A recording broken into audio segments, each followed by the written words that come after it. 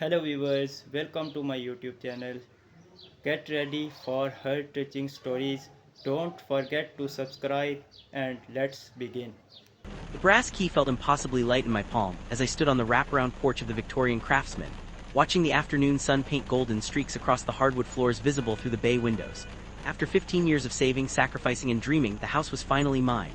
Every detail, the crown molding, the original stained glass, the kitchen I'd spent months renovating, was exactly as I'd imagined it during those late-night scrolls through real estate listings. I'd already planned the celebration, a housewarming party for the following Saturday. I wanted my family there to witness this milestone, to walk through these rooms and understand what I'd built for myself. So I did something I hadn't done in months. I called each of them personally. My mother was first. "Mom, I bought the house, the Victorian on Maple Street. You know, the one I showed you pictures of." "That's nice, honey," she said, her voice thin and distant.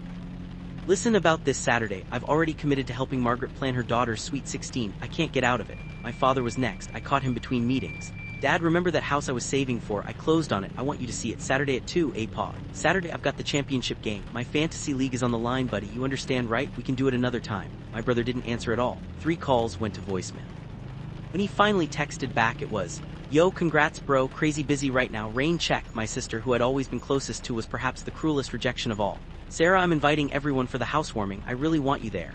"Love to, but I committed to meeting some girlfriends in the city that day. We've had it planned for weeks." "I'm sorry, Sarah, this is just really bad timing." She didn't even ask if we could move the date. Neither did any of them. I remember standing in my empty living room that Thursday night, looking at the catering order I'd placed, the decorations I'd bought, the little name cards I'd written out for where everyone would sit. My throat felt tight. I'd achieved the thing I'd worked toward for so long, and the people who mattered most couldn't be bothered to show up. I canceled everything. Called the caterer back, apologized profusely, ate the cancellation fee, returned the decorations, threw the name cards away. But something shifted in me that night, sitting alone in my dream home. For the first time in my life, I realized that I had been living for an audience that would never truly watch. I'd made decisions based on what would impress people who were too distracted to be impressed. My mother had always been more invested in my siblings' lives, always seemed to find me the most independent and thus the least in need of her attention. My father had never understood my ambitions, had always made my accomplishments seem somehow less important than his hobbies. My brother had outgrown our connection years ago when he got married and moved across the country. And my sister, I think I finally understood that our closeness had always been more in my head than in reality. She had her own life, her own priorities, and I was simply not as central to it as I'd believed. That Saturday morning, I woke up angry. Not the hot, reactive kind of anger, but something colder and more purposeful. I decided that day would become something different entirely. I wouldn't sit in my dream home feeling sorry for myself. Instead, I was going to do something radical. I was going to live for myself. I started by calling my best friend Melissa, whom I'd been neglecting for months while wrapped up in this purchase. "Hey, I know it's last minute, but are you free today?" "Absolutely," she said immediately. "What's up? Come see my house." She arrived within an hour, and her genuine excitement as she walked through each room, gasping at the original chandelier, running her hands along the restored banister, laughing with delight in the kitchen, filled something that my family's absence had hollowed out. We ordered pizza, sat on the floor of the living room, and she listened as I talked about my vision for each space. She didn't check her phone. She didn't make me feel like she was tolerating my enthusiasm.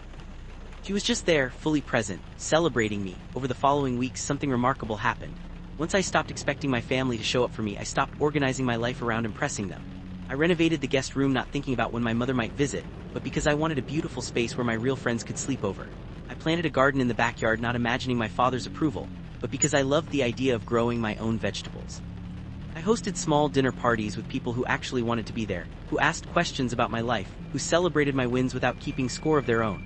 I also did something harder. I set boundaries with my family. When my mother called months later asking if she could finally come see the house, I didn't say yes immediately. "I'd love to have you visit," I said carefully, "but I want to make sure you actually want to be here, not just feel obligated. And I want it to be because you're interested in my life, not because you feel guilty." She was quiet for a long moment. "That's not fair, Sarah. You couldn't make time for the most important milestone of my adult life, but now you want to see it. Why?" "Because I'm your mother. I want to support you." "Then you need to understand that support requires showing up consistently, even when it's inconvenient." I learned that from someone whose support actually matters to me, my friend Melissa. She's been more of a mother to me in the past few months than you have in years. I didn't say it to be cruel. I said it because it was true and because I'd finally stopped pretending otherwise. My father called a few weeks later.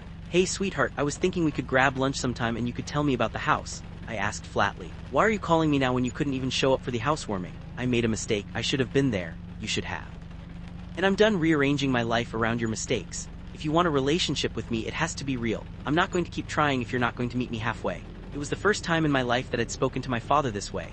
Normally I was the peacekeeper, the one who minimized conflict, the one who pretended everything was fine, but I wasn't doing that anymore. My brother eventually reached out and I was slightly warmer with him. He had actually reached back out, and when we talked, he seemed genuinely interested. We started a monthly video call, something we'd never done before. It became real, and because I approached it without expectations or resentment, it worked. My sister was perhaps the most surprising outcome.